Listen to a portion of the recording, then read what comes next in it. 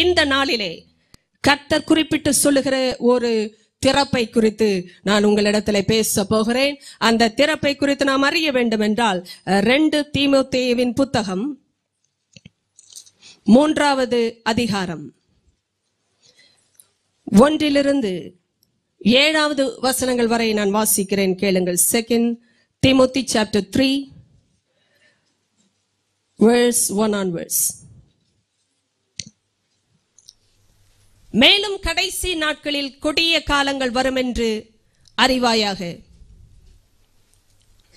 எப்படியெனில் மனுஷர்கள் தற்பிரியராயும் பணப்பிரியராயும் வீம்புக்காரராயும் அகந்தை உள்ளவர்களாயும் தூஷிக்கிறவர்களாயும் தாய் தகப்பன்மாருக்கு கீழ்ப்படியாதவர்களாயும் நன்றி அறியாதவர்களாயும் பரிசுத்தம் இல்லாதவர்களாயும் சுபாவ அன்பில்லாதவர்களாயும் இணங்காதவர்களாயும் அவதூறு செய்கிறவர்களாயும் இச்சையடக்கம் இல்லாதவர்களாயும் கொடுமை உள்ளவர்களாயும் நல்லோரை பகைக்கிறவர்களாயும் துரோகிகளாயும் துணிகரம் உள்ளவர்களாயும் இருமாப்பு உள்ளவர்களாயும் தேவ பிரியராய் இராமல் சுகபோக பிரியராயும் தேவ பக்தியின் வேஷத்தை தரித்து அதன் பலனை மறுதளிக்கிறவர்களாயும் இருப்பார்கள்.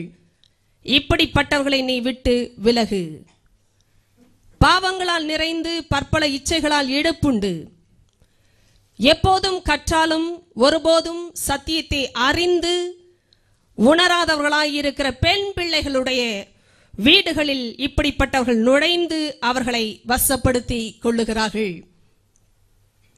கடைசி காலங்களில் எழுதப்பட்டிருக்கிற இந்த சம்பவங்களை குறித்து வேதம் எச்சரித்திருந்தாலும் பவுல் தீமோத்தேயுவுக்கு எழுதின அந்த காலகட்டங்கள் கிறிஸ்துவின் வருகைக்கு இந்த காலகட்டத்தில் நெருங்கி இருக்கிற காலகட்டங்கள் அல்ல. தீமோத்தேயுவுக்கு பவுல் சொல்லின அந்த காலகட்டம் இன்று நாம் இருக்கிற காலகட்டத்தை பார்க்கிலும் மேலான ஒரு காலகட்டம் தான். ஏனென்றால் இப்பொழுது நாம் கிறிஸ்துவின் வருகைக்கு மிக நெருங்கிய கடைசி காலங்களில் உண்மையாகவே வாழ்ந்து வருகிறோம். ஆனால் தீமோத்தேயுவுக்கு பவுல் எச்சரிப்பாய் எழுதின பொழுது இந்த கடைசி காலங்களில் இருக்கிற சில ஜனத்தை குறித்து தெளிவாய் வெளிப்படுத்தி எச்சரித்து சொன்ன விஷயம், இப்படிப்பட்டவர்களை விட்டு நீ விலகு. அப்படி என்றால் தீமோத்தேயுவுக்கு அந்த காலத்திலேயே அப்படிப்பட்ட ஜனங்கள் இந்த கடைசி காலங்களில் இருக்கிறது போல இருப்பார்கள், அவர்களை விட்டு நீ விலக வேண்டும் என்று எச்சரிக்கிறார். பரிசுத்த ஆவியானவர் தேவ ஜனங்களுக்கு சொல்லுகிற எச்சரிப்பு வெளிப்படுகிற இடம் சபை. சபையில் தான் தேவ எச்சரிப்பு கொடுக்கப்படும். ஏன் சபைக்கு கொடுக்கப்பட வேண்டும் என்றால் அவர்கள் தான் தேவனால் பிரித்தெடுக்கப்பட்ட கூட்டம். தேவனுடைய பரிசுத்தவான்கள் பயிற்றுவிக்கப்படும்படியாக கர்த்தர் ஏற்படுத்தின கூட்டம். இவர்களுக்கு தான் போதகர்களை கொண்டு தேவ ஆவியானவர் சத்தியங்களை கொடுக்கிறார். ஏனென்றால் இவர்கள் பயிற்றுவிக்கப்பட வேண்டும். They should be trained for righteousness. அவர்களை பயிற்றுவிக்கிற இடம்தான் சபை. பரிசுத்தவான்களே, நீங்கள் வருகிற இடத்திலே ஒரு பயிற்சி இருக்கிறது. இந்த பயிற்சி கூடத்தில் தான் நாம் இருக்கிறோம். நீங்களும் நானும் வந்து ஆராதிக்கிறவர் நம்மோடு இடைப்பட்டு பேசி சில காரியங்களை எச்சரிப்பாகவும் சில காரியங்களை ஆறுதலாகவும் சில காரியங்களை பிடுங்கவும் சில காரியங்களை கட்டவுமாக வெளிப்படுவதற்கு காரணம் நாம் பயிற்சியில் இருக்கிறோம். இதை புரிந்து கொண்டவர்கள் தேறுவதற்கு முயற்சிப்பார்கள். பயிற்சி என்றுமே தேறுவதற்காகவே கொடுக்கப்படுகிறது. தேறினவர்கள் தான் தேவனால் பயன்படுத்தப்படுகிறார்கள். ஏதோ வந்து செல்லுகிற இடம் அல்ல, இது வந்து உருவாக்கப்படுகிற இடம். இது ஒரு உருவாக்குதலின் ஸ்தலம். கடைசி காலங்களில் கொடுக்கப்படுகிற இந்த எச்சரிப்புக்கு தீமோத்தேயு அன்று இருந்திருக்கவில்லை. ஏனென்றால் அது கடைசி காலமாக அவருக்கு இல்லை. ஆனால் இப்படிப்பட்டவர்களை நீ விட்டு விலகு என்று சொன்னதற்கு காரணம், இப்படிப்பட்ட நிலைமையில் அன்றும் இருந்த ஜனங்களை விட்டு நீ விலக வேண்டும் என்பதே தீமோத்தேயுவுக்கு வந்த எச்சரிப்பு. தேவ ஜனமே, இதில் கொடுக்கப்பட்ட ஒவ்வொரு குறிப்பையும் நீங்கள் தயவாக வீட்டிலே சென்று தியானிக்க வேண்டும் என்று கேட்கிறேன். ஏனென்றால் இந்த சுபாவங்கள் அந்த நாட்களில் இருந்தே ஜனங்களுக்குள் இருந்தது, இனியும் இருக்கும். இதில் 5வது வசனம் தான் நமக்கு தெரிந்து கொள்ளப்பட வேண்டிய ஒரு வசனம். தேவ பக்தியின் வேஷத்தை தரித்து அதன் பலனை மறுதலிக்கிறவர்களாகவும் இருப்பார்கள். நம்ம அறிய வேண்டிய ஒரு விஷயம் இந்த வாக்கியத்தில் இருந்து, இதெல்லாம் உலகத்தின் சுபாவங்கள் என்றால் உலகத்தை விட்டே நாம் எடுக்கப்பட்டு போக வேண்டியதாய் இருக்கும். கவனிங்கள், இவைகள் எல்லாம் உலகத்தின் சுபாவங்கள் என்று மாத்திரம் நாம் எடுப்போம் என்றால் உலகத்தை விட்டே போக வேண்டியதாய் இருக்கும். ஆனால் ஆண்டவர் தெளிவாய் சொல்லியிருக்கிறார், இந்த சுபாவங்கள் வெறும் உலகத்தின் மக்களுக்கு மாத்திரம் இருந்தால் அது ஒரு கட்டம், அது ஒரு பக்கம். ஆனால் இந்த சுபாவங்கள் இன்னொரு கூட்டத்தினருக்கு உரியதாய் இருக்கிறது. அது எப்படிப்பட்ட கூட்டம் என்றால் தேவ பக்தியின் வேஷத்தை தரிக்கிற கூட்டம். ஆனால் அதன் பலனை மறுதலிப்பார்கள். பிரியமான தேவ பிள்ளையே, தேவ பக்திக்கு இருக்கிற இன்னொரு அடையாளம் பலன்.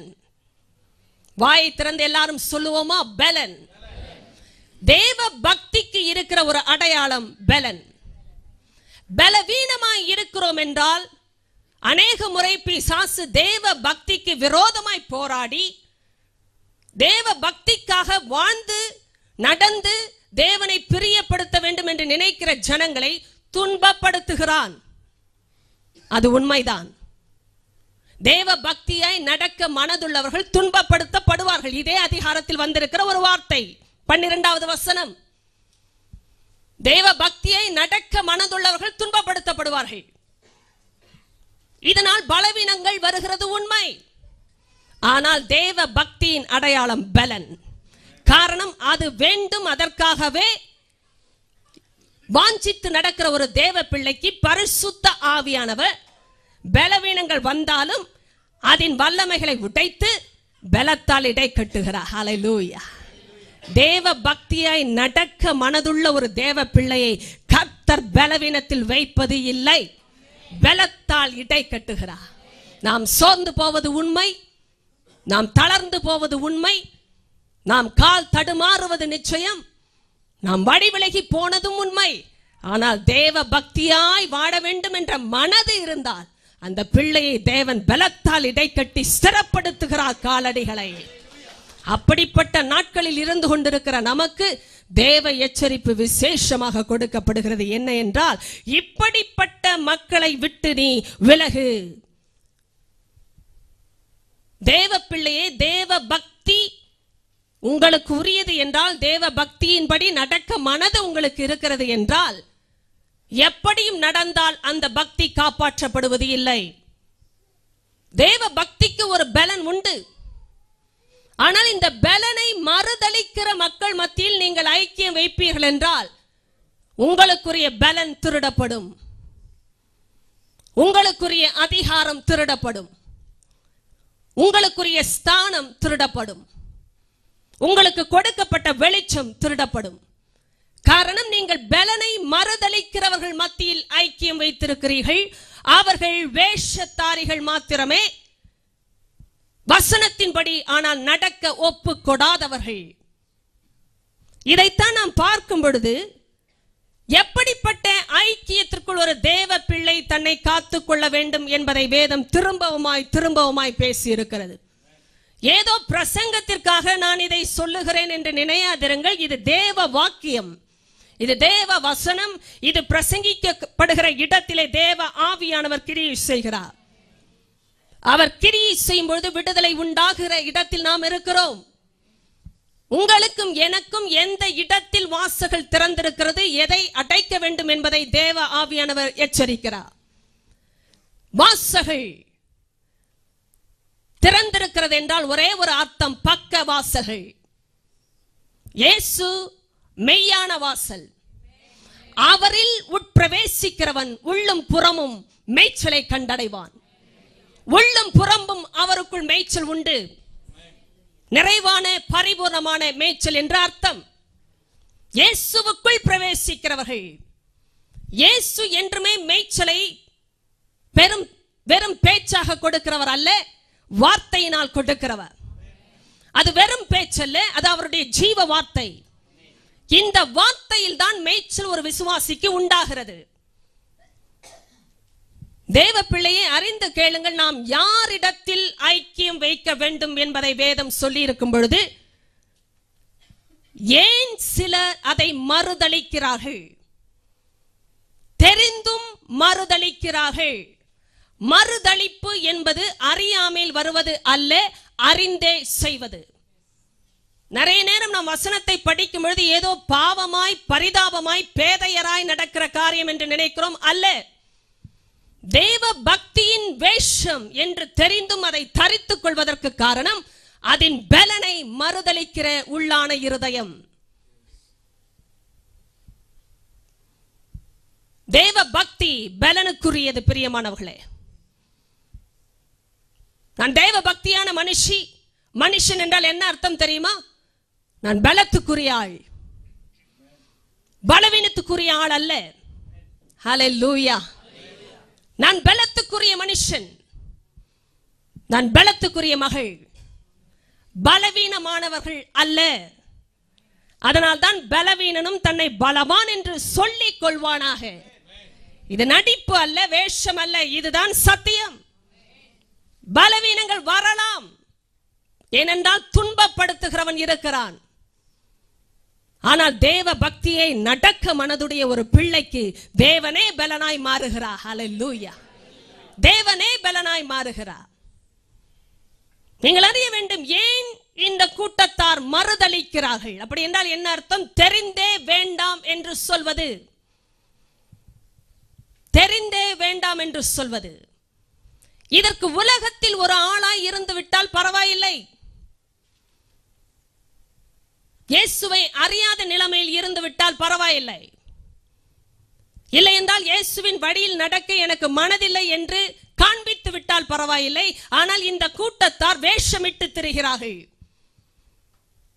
தேவ பக்தியின் வேஷம். கர்த்தர் இதை எதிர்க்கிறார், வெளிப்படுத்துகிறார், எச்சரிக்கிறார். ஆண்டவர் சொல்லி இருக்கிற ஒரு விஷயம், ஏன் இந்த கூட்டத்தார் மறுதலிக்கிறார்கள்? பலனை யார் மறுதலிக்க முடியும்? ஆனால் இவருடைய பிரச்சனையே தேவ பக்தியில் நடக்க மனதில்லை. அவருடைய மனதிலே தேவ பக்திக்கு ஏதுவான விருப்பங்கள் இல்லை. தேவ பக்தியில் நடக்க மனது. நன்றாய் கவனிங்கள், அந்த வார்த்தையில் தான் தேவ பக்தியில் நடக்க மனது. தேவ பக்தியாய் நடக்க மனது. 12வது வசனத்தில் சொல்லப்பட்ட அந்த வார்த்தை, இந்த மனதில் இருக்கிறவர்களுக்கு தேவன் பலனாய் மாறுகிறார். ஆனால் தேவ பக்தியை நடக்க மனதில்லை என்றால் என்ன அர்த்தம் தெரியுமா? என்னை கவனித்து கேளுங்கள். ஒன்று ஆண்டவர், இல்லை என்றால் பிசாசு. ஒன்று தேவராஜ்யம், இல்லை என்றால் உலக ராஜ்யம். ஒன்று தேவனுடைய வார்த்தை, இல்லை என்றால் பிசாசின் வார்த்தையாகிய உலகத்தின் வார்த்தை. ஒன்று வெளிச்சம், இன்னொன்று அந்தகாரம். தேவனுடைய ஆவியானவர் பரிசுத்த ஆவியானவர். உலகத்தில் செயல்படுகிற ஆவி பிசாசின் ஆவி. இதற்கு இரண்டுக்கும் இடையில் ஒரு தேவ பிள்ளை வாழ முடியாது. கர்த்தரிடத்திலும் நான் நெருங்காமல், உலகத்திலும் போகாமல், நான் இடைப்பட்ட விதத்தில் நான் ஏதோ ஒரு சாதாரணமான வாழ்க்கை வாழ்ந்தால் போதும் என்று நீங்கள் நினைத்தாலும் இந்த நியமம் வித்தியாசமானது என்பதை நீங்கள் அறிய வேண்டும். கர்த்தரிடத்தில் நெருங்கி வருகிற ஒரு பிள்ளைக்கு துன்பம் வந்தாலும், துயரம் வந்தாலும், பிரச்சனைகள் பாடுகள் வந்தாலும் பக்கபலமாய் பரலோகமே இருக்கும். தேவாதி தேவனை துணை நிற்பார். ஆனால் தேவனை விட்டு விலக மனதாய் வேஷத்தை தரித்து பலனை மறுதலிக்கிற கூட்டத்தாருக்கு நன்றாய் கவனிங்கள், கர்த்தர் துணையாய் இருக்க முடியாது. கர்த்தர் பலனாய் மாற முடியாது.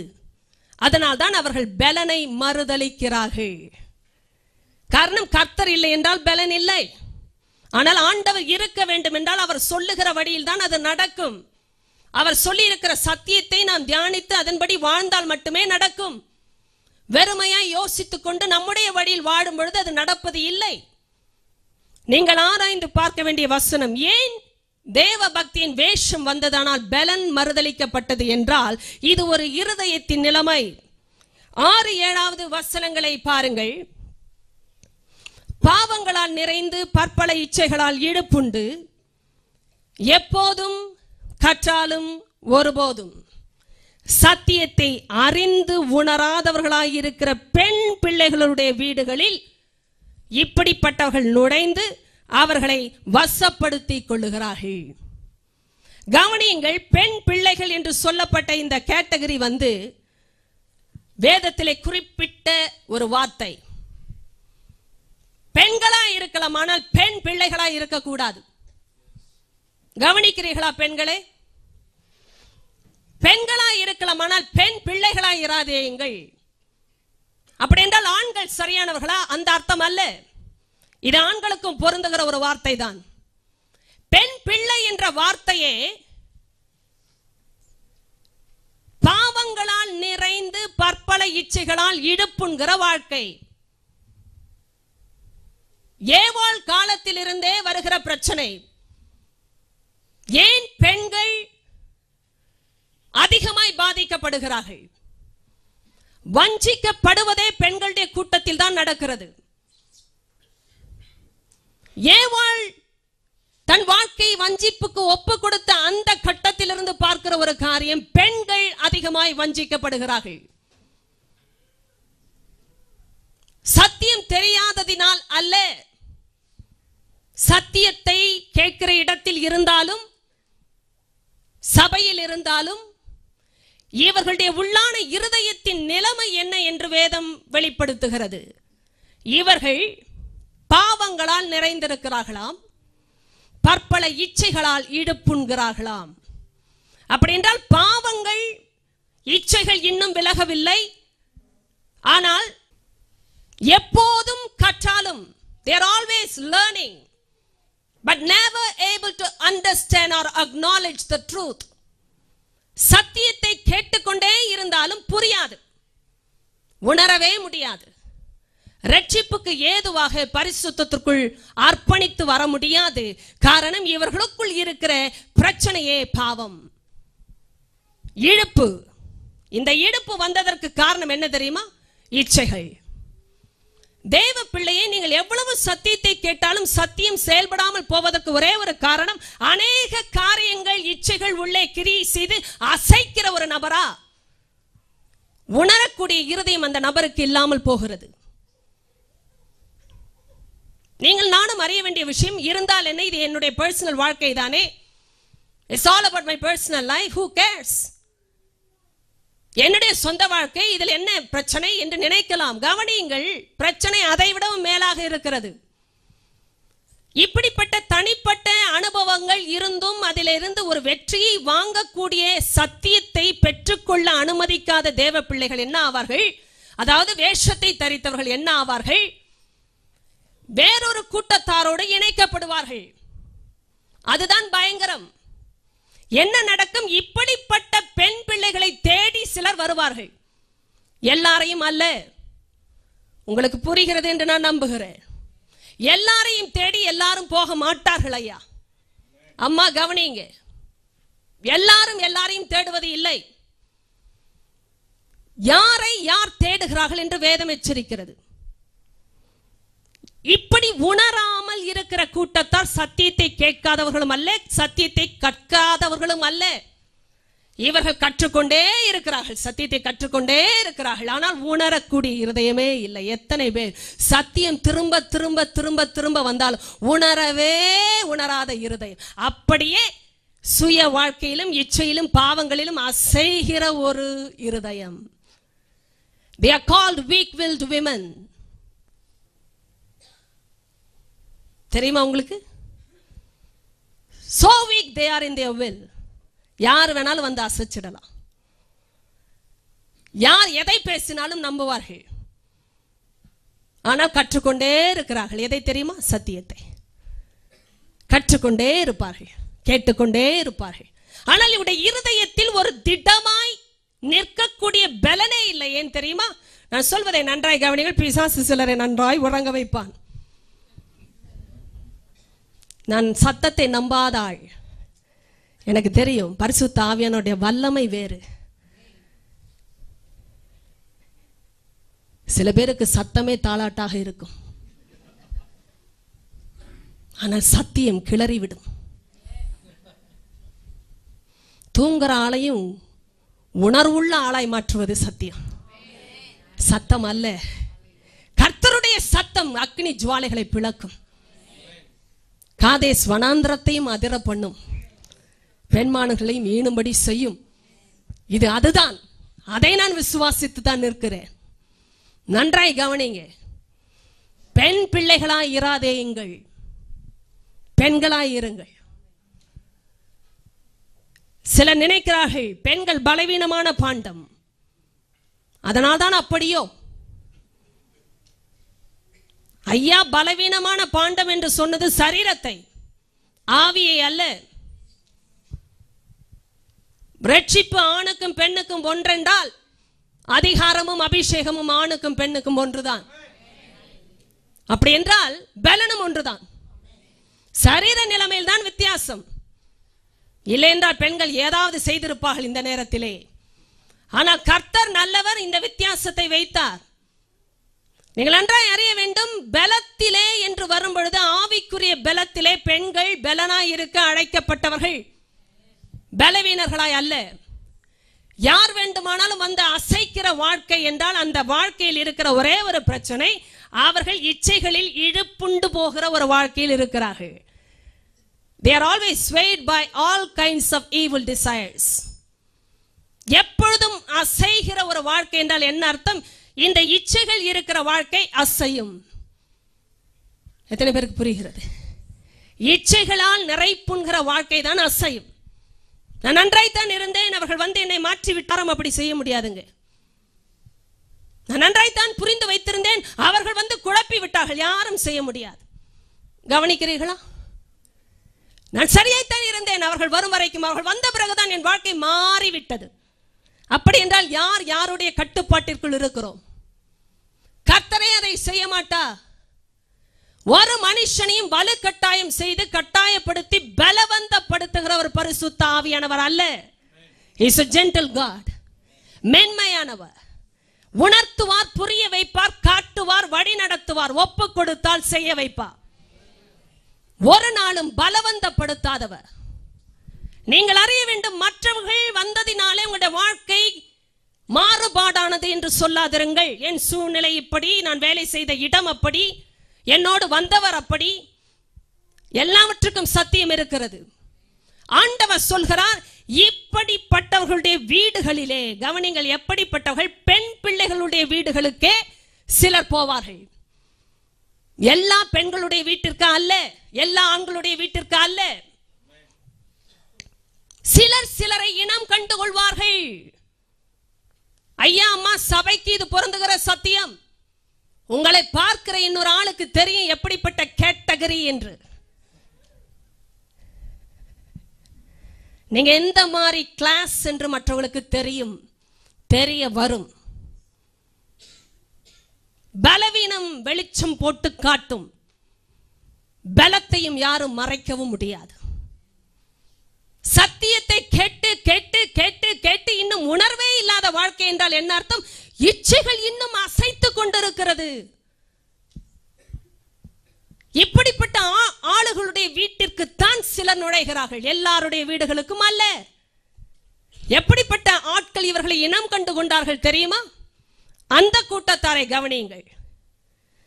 இப்படிப்பட்டவர்கள் நுழைந்து, எப்படிப்பட்டவர்கள் நுழைந்தார்கள் தெரியுமா? வசனம் 1-5 வரை வாசித்தோமே. இந்த கூட்டத்தார் இந்த பெண் பிள்ளைகளுடைய வீடுகளுக்குள் நுழைகிறார்களாம். நுழைந்து அவர்களை வசப்படுத்திக் கொள்ளுகிறார்கள். வசம் என்றால் என்ன அர்த்தம் தெரியுமா? கட்டுப்படுத்துவது. They take complete control of such people who are weak-willed in their lives. யார் யாரை கட்டுப்படுத்த முடியும் தெரியுமா? தன்னுடைய வாழ்க்கையிலேயே பலன் இல்லாமல் இச்சைகளால் அசைகிற வாழ்க்கை உடையவர்களை யாரும் கட்டுப்படுத்த முடியும்?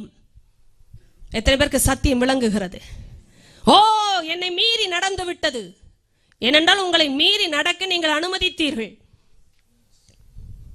எனக்கு தெரியாமல் நடந்து விட்டது. அது எப்படி நடக்கும்? தெரிந்தேதான் நடக்கிறது விஷயங்கள்.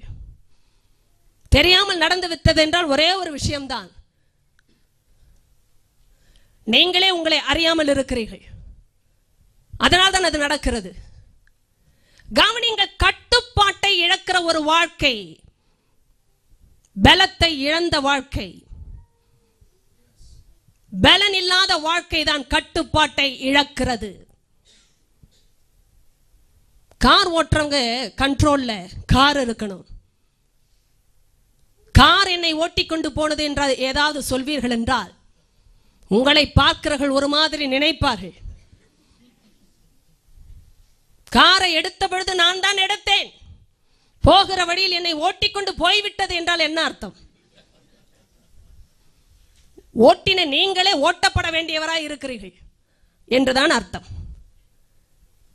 கட்டுப்பாடு, பிரியமான தேவ பிள்ளையே, வாழ்க்கையில கட்டுப்பாடு நம்ம கையில கர்த்தர் கொடுத்திருக்கிறாருங்க. உலகம், மாம்சம், பிசாசு வருகிற உலகத்தில் தான் இருப்போம். இருக்கிறோம் என்று மாத்திரமல்ல, இருப்போம். ஆனால் கட்டுப்பாடு என்பதை கர்த்தர் நம்முடைய வாழ்க்கையில் கொடுத்திருக்கிறார், நம்முடைய இருதயத்தில் கொடுத்திருக்கிறார். ஆவியில் இருக்கிற விஷயம் இது. சரீரம் பலவீனமாய் ஒரு பிள்ளை இருக்கலாம், ஆனால் ஆவியிலே பலன் இருக்கிற ஒரு பிள்ளை எந்த பலவீனத்தையும் மேற்கொண்டு ஜெயிக்க முடியும் இந்த உலகத்திலே. சரீர பலம், பலவீனம் ஒரு பொருட்டல்ல தேவ பிள்ளையே. உங்களுடைய உண்மையான பலம் உங்களுடைய இருதயத்தில் கர்த்தர் வைக்கிற பலம். பலவீனமான பாண்டங்களே கவனிங்கள், சரீரத்தை வைத்து வேணால் பலவீனம் இருக்கலாம், ஆனால் ஆவியில் தேவன் சொல்லவில்லை. These people are weak-willed. இருதயத்திலே வீக்கானவங்க. அப்படின்னா என்ன அர்த்தம்? ஆவியில பலன் இல்லை. எதை சொன்னாலும் எதை கேட்டாலும் இவருடைய வாழ்க்கையில் இழுப்பு என்றால் என்ன அர்த்தம்? இச்சைகளால் வந்த பிரச்சனை, பாவங்களால் நிறைந்த வாழ்க்கை. பாருங்கள், இந்த பெண் பிள்ளைகளை யாருமே வசப்படுத்திக் கொள்ளலாம். அதுவும் இந்த மாதிரி பெண் பிள்ளைகளுக்கு என்றே அந்த மாதிரி கூட்டத்தார் இருக்கிறார்கள். இந்த காம்பினேஷனை கவனித்தீர்களா? ஓ, நான் என் வாழ்க்கை உண்டு, நான் ஒன்று வாழ்ந்து கொண்டிருக்கிறேன் என்று நினையாதிருங்கள். உங்களுக்கென்று ஒரு கூட்டத்தை பிசாசு தயாராக வைத்திருக்கிறார். நான் பார்த்தேன் வாழ்க்கையை ஓட்டிக் கொள்ளுகிறேன் என்று நினைத்தால் முடியாது. நீங்கள் தப்ப முடியாது. ஏனென்றால் உங்களுக்கு ஏற்ற இன்னொரு குரூப்பை பிசாசு ரெடியா வைத்திருக்கிறார். இவர்கள் வீடுகளுக்குள் நுழைவார்கள். They worm their way into their homes and gain control over their lives. எப்படியா? புழுவ போல போவார்களாம். அது தமிழ்ல வரலைங்க. இந்த புழு போகிறதை பார்த்திருக்கிறீர்களா? அவ்வளோ சாஃப்ட், அவ்வளோ ஜென்டில், நடக்கிற நடையில கூட அதிரவே மாட்டாங்க. சில பெண் பிள்ளைகளுக்கு இப்படிப்பட்ட ஆண்களை கண்டா பிடிக்கும். ஐயோ என்று நீங்கள் நினையாதிருங்கள். ஆனா அப்படி நடக்கிறவங்களுக்கே ஐயோ, அதை நினைத்துக் கொள்ளுங்கள். பெண் பிள்ளைகளுடைய ஃபீலிங்ஸே இதுதான். ஜென்டலா யாரும் பேசக்கூடாது, உடனே மயங்கிடுவாங்க. அவரை போல சாஃப்டா நான் யாரையும் பார்த்ததில்லை வாழ்க்கை. அவரை போல அவ்வளவுதான்.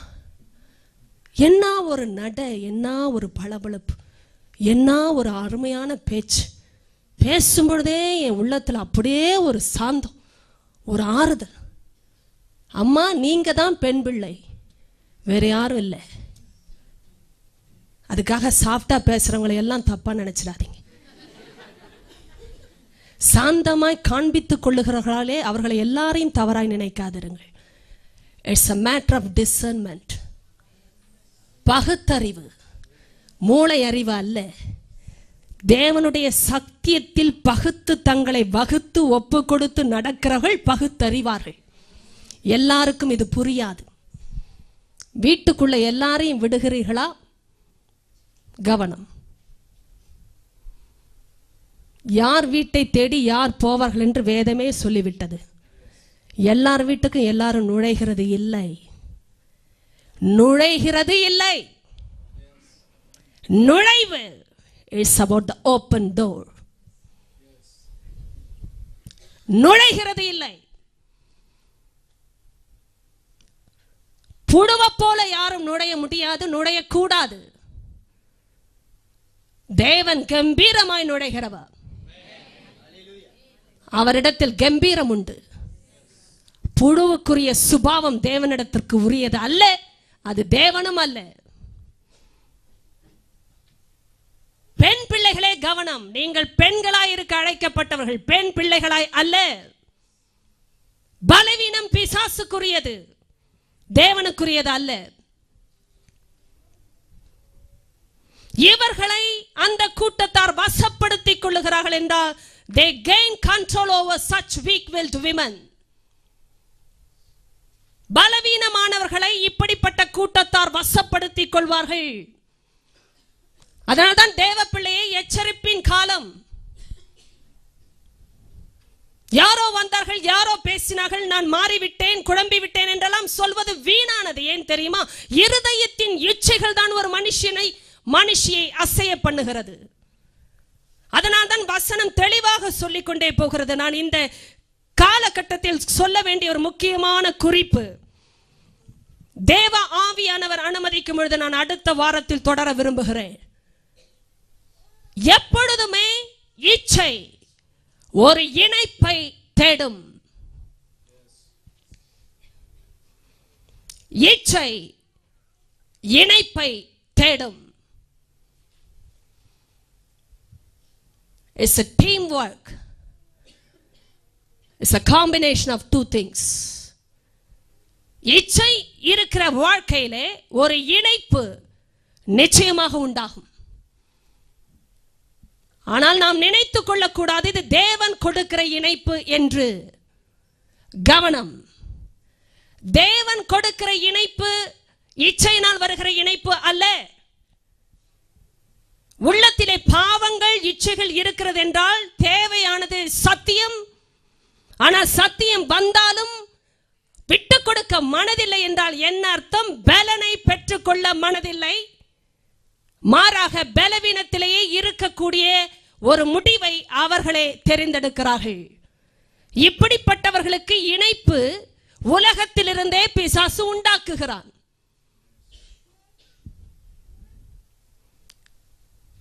If you are godly people will join with you. எத்தனை பேருக்கு புரிந்தது? நீங்கள் தேவ பக்தியான மனுஷன் மனுஷி குடும்பம் என்றால் தேவ பக்தியாய் இருக்கிறவர்கள் இணைக்கப்படுவார்கள். காரணம் அது தேவனால் வருகிற இணைப்பு. ஐயா அம்மா, உங்க வாழ்க்கையில தேவ பக்தியின் வேஷம் தான் இருக்கிறது, ஆனால் அதன் பலனை உண்மையாய் தெரிந்துமே மறுதளிக்கிறீர்கள் என்றால் உங்களுக்கும் ஒரு இணைப்பு இருக்கும். அது பிசாசினால் வருகிற இணைப்பு. இந்த நாளிலே எந்த இடத்தில் இணைக்கப்பட்டிருக்கிறோம் என்பதை நீங்கள் அறிவீர்களா? உங்களை சுற்றி தேவ பக்தியை நடக்கிற அல்லது தேவ பக்தியை நடக்க மனதுள்ள மக்கள் இருக்கிறார்களா? ஐயா, என் வாழ்க்கையை சுற்றி எப்படிப்பட்ட நபர்கள் இணைகிறார்கள்? சொல்றத நன்றாய் கவனிக்க வேண்டும். நாம் வேலைக்கு செல்லும் பொழுது, நாம் அக்கம் பக்கத்து வீட்டுக்காரர்கள் மத்தியில் இருக்கும் பொழுது, அநேக அலுவல்களில் இந்த உலக வாழ்க்கையில் இருக்கும் பொழுது, உலகத்தின் மக்கள் நம்மை சுற்றி இல்லாமல் இல்லை. ஆனால் இது ஐக்கியத்தின் அடையாளம். வீடு வரைக்கும் வருகிறது தான் உறவு என்றால் உண்மை என்ன தெரியுமா? அது ஐக்கியத்தின் அடையாளம். தெருவில் இருக்கிறவர்களை எல்லாம் உறவு என்று நாம் சொல்வது இல்லை. யாரை வீட்டுக்குள் அழைப்போம், யாரை வீட்டிற்குள் விடுவோம்? உறவின் அடிப்படையில் இருக்கிறவர்கள் மாத்திரமே அப்படி வந்து உறவாட முடியும். It's all about fellowship. ஒரு ஐக்கியத்தின் அடையாளம் இது. தேவ பக்தியாய் நீங்கள் நடக்க மனதாய் இருந்தால் கூட போதும், உங்களை சுற்றி தேவ பக்திக்காக வாழ்கிற ஜனங்களை கர்த்தர் வைப்பா. அப்படிப்பட்ட நபர்களோடு உங்களை இணைப்பா. ஏனென்றால் உங்களுடைய மனதிலே தேவ பக்தியை நடக்க வேண்டும் என்ற ஒரு வாஞ்சை இருக்கிறது, ஒரு முயற்சி இருக்கிறது. அதனால்தான் இப்படிப்பட்டவர்கள் பிரிந்து வருவார்கள் வேத பாடக வகுப்புக்கு, இப்படிப்பட்டவர்கள் பிரிந்து வருவார்கள் உபவாச ஜெபத்திற்கு, இப்படிப்பட்டவர்கள் பிரிந்து வருவார்கள் சபையின் சத்தியத்திற்கு, இப்படிப்பட்டவர்கள் பிரிந்து வருவார்கள் ஆவியில் ஆராதிப்பதற்கு. காரணம் இவர்கள் தேவ பக்தியை நடக்க மனதை வைக்கிறார்கள். அப்படிப்பட்டவர்களுக்கு தேவ ஜனம் உண்டு, தேவ பக்தியின் கூட்டம் உண்டு. இந்த ஐக்கியத்தில் தான் தேவ பிள்ளையை நீங்களும் நானும் வாழ அழைக்கப்பட்டிருக்கிறோம். எழுந்து நிற்கலாம், ஜெபிக்க போகிறோம். எந்த கூட்டத்தில் நாம் இருக்கிறோம் இன்று அது ஆராயப்பட வேண்டிய விஷயம் மாத்திரமல்ல. நீங்கள் பெண் பிள்ளைகளாய் இருக்கக்கூடாது. இது தேவன் நமக்கு வைக்கிற எச்சரிப்பு. பரிசுத்த ஆவியானவர் சொல்கிறதை நான் சொல்லுகிறேன். இச்சை இணைக்கும், ஆனால் எப்படிப்பட்ட இணைப்பு அது? மகளே, மகனே, உணரக்கூடிய இருதயத்தை ஆவியானவர் உங்களுக்கு கொடுப்பா. இந்த நாளிலே ஆவியானவர் நம்மோடு இருக்கிறபடினாலே அவருடைய கரத்துக்கு ஒப்பு கொடுப்பீர்களா? ஆவியானவரே, நீ சத்தியத்தை கொடுக்கிறவர் மாத்திரமல்ல, சத்தியத்தை செய்யக்கூடிய பலனையும் கொடுக்கிறவர். ஹல்லேலூயா.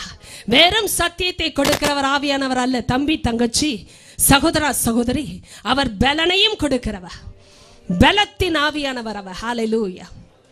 எல்லாரும் எப்படி உங்களை அர்ப்பணிக்க முடியுமோ அர்ப்பணியுங்கள் பாருங்கள். ஆனால் வெறுமையாக விருதாவாக அல்ல, சத்தியத்தின் அடிப்படையில். அப்பா, தேவ பக்தி உள்ள மக்களோடு என்னை இணைக்கும்படி தேவ பக்திக்கு என்னை ஒப்பு கொடுக்கிறேன். வேஷத்தை விடுகிறேன். வேஷத்தை தரித்தது போதும். தேவ பிள்ளையே, இது எச்சரிப்பின் காலம். கர்த்தர் எச்சரிக்கிறார். உன் வாழ்க்கையில் உணராத இருதயம் ஏன்? இச்சைகளும் பாவங்களும் இழுக்கிறபடியினால் அல்லவா? பாவங்கள் இன்னும் நிறைந்திருக்கிறபடியினால் அல்லவா உணர முடியாத நிலைமையில் இருக்கிறாய். சத்தியத்தை கேட்டும் கேட்டும் கேட்டும் கற்றும் இன்னும் உணர முடியவில்லை. ரட்சிப்புக்கு ஏற்ற விசுவாசம் உங்களுக்கு தேவை சகோதரா. ஆண்டவர் பேசிக் கொண்டிருக்கிறார். ரட்சிப்புக்கு ஏற்ற விசுவாசம் அது பாவத்தை வெறுத்து பரிசுத்தத்தை சிநேகிக்க வைக்கிற விசுவாசம். அது இயேசுவினால் வருகிற விசுவாசம். இந்த நாளிலே அதற்கு ஒப்பு கொடுக்க உங்களால் முடியுமா? ஆவியானவர் பலத்தை கொடுப்பா. எல்லாரும் கரங்களை உயர்த்தி சொல்லுங்க, ஆண்டவரே பலன் தாருமே, இயேசுப்பா பலன் தாருமே, பலத்தா என்னை நடத்திடுமே.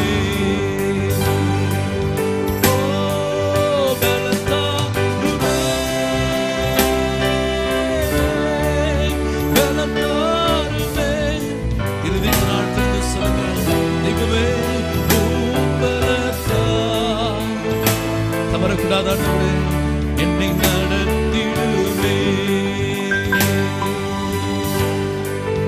போராட்டங்கள் சூழ்ந்ததாலே சோர்ந்து போய் நிற்கின்றேனே. சோராமல் ஓட திடமனம் அளித்திடுமே. பலன் தாருமே, கேளுங்க, பலன் தாருமே. பலத்தா என்னை நடத்திடுமே. கரங்களை வைத்து எல்லாரும் பலன் தாருமே. தெய்வமே பலன் தாருமே.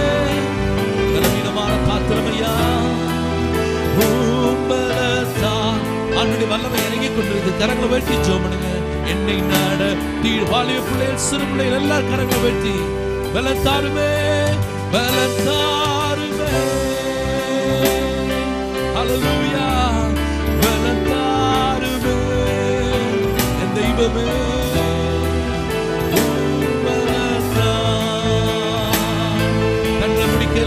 என்னை நடத்திடுவே. மீண்டும் ஒரு முறை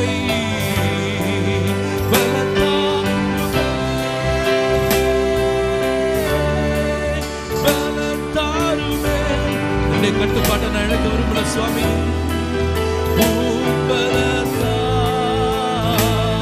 ஹல்லேலூயா. என்னை நடத்திடுவே.